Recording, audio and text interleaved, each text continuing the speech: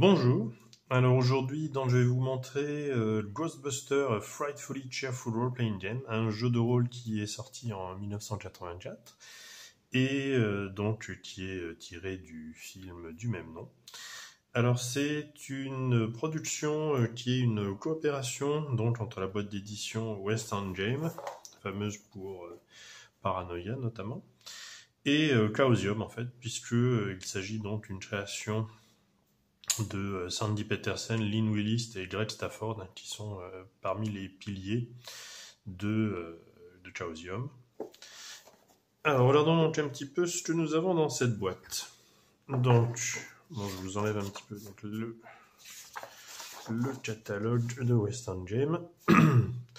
Donc là, on a un petit explicatif de ce qu'il y a dans la boîte qui a été mis au même endroit que certains plans qui seront utiles pour les scénarios.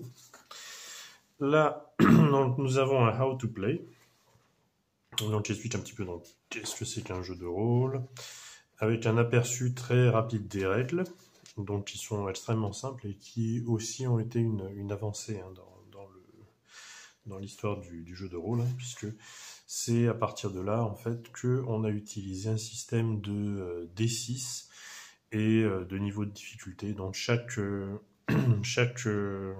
compétence en fait ayant un certain nombre de D6 et il fallait jeter et faire plus pour pouvoir réussir. Alors, donc voilà, après, vous voyez. Alors là, il y a les différentes classes de monstres que nos personnages peuvent combattre. Hein.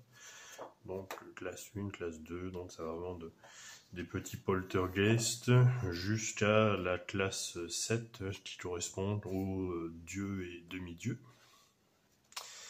Voilà, là, il y a des faux, enfin des faux papiers officiels en fait qui sont assez rigolos. Alors là, nous avons le Ghost Dice. Alors comme vous voyez, ce dé, je l'ai utilisé. Hein. Donc l'apparition du fantôme a un peu disparu sur le dé. Voilà, donc quand on le jetait en fait avec un certain nombre de D6, si on tombait sur le Ghost Dice, sur le dé fantôme, eh bien il se passait quelque chose de particulier. Là, donc nous avons les feuilles de personnages en quelque sorte. Donc là, par exemple, voilà, nous avons le professeur Ray Stans.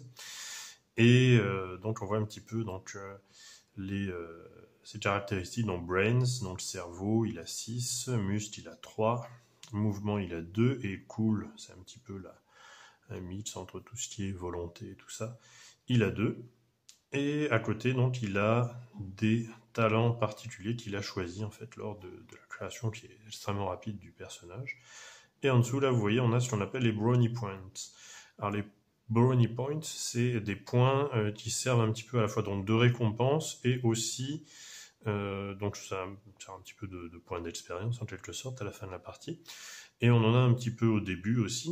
Et toutes les fois qu'on les dépense, eh bien, on rajoute un dé à son jet en fait. Hein. Comme ça permet, si par exemple on se retrouve dans une situation difficile, de rajouter un certain nombre de dés.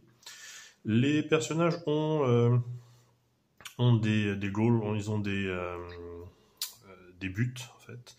Donc lui par exemple, il a servir l'humanité, l'endroit où il vit, le téléphone et son texte. Voilà.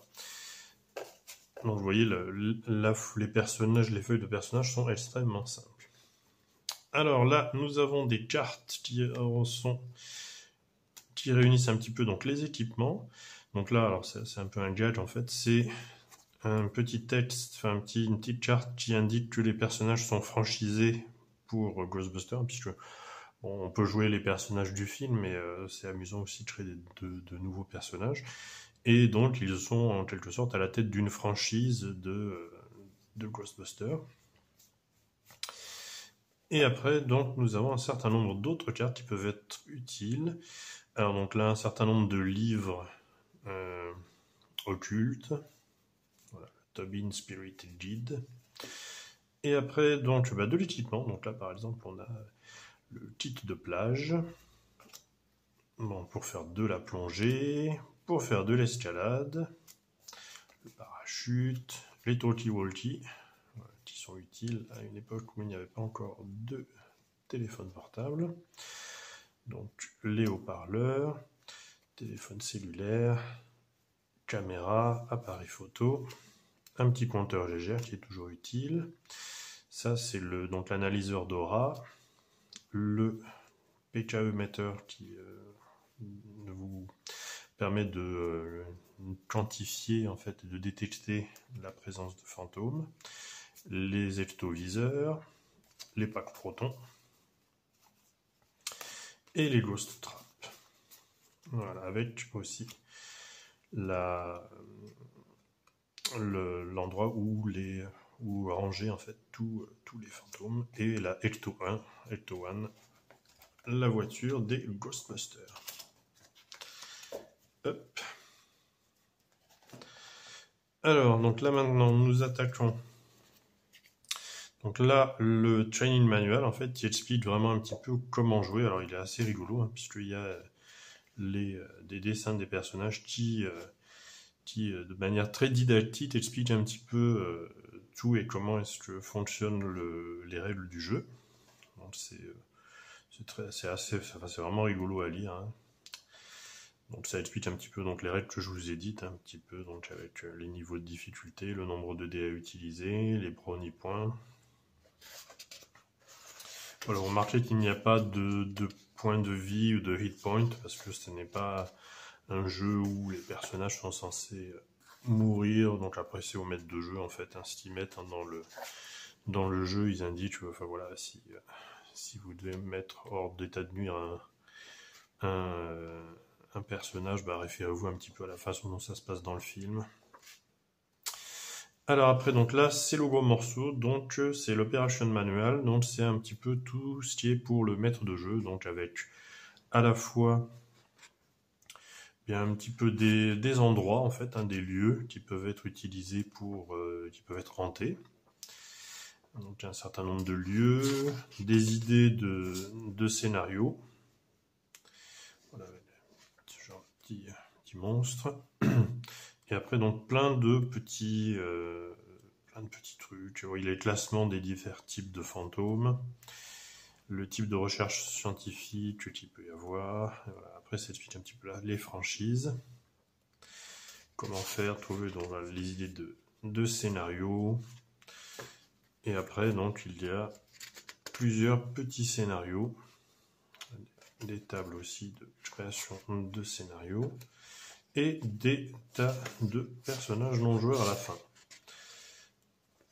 Voilà, donc vous voyez un petit aperçu hein, donc de ce jeu hein, qui est très marrant, que je maîtrise encore, hein, j'ai maîtrisé il y a quelques temps encore, et c'est vraiment un jeu très très fun, très très marrant, pas prise de tête, on se débarrasse de fantômes dans des endroits divers et variés. Voilà pour ce qui est donc de Ghostbusters, de Chaosium et Western Game.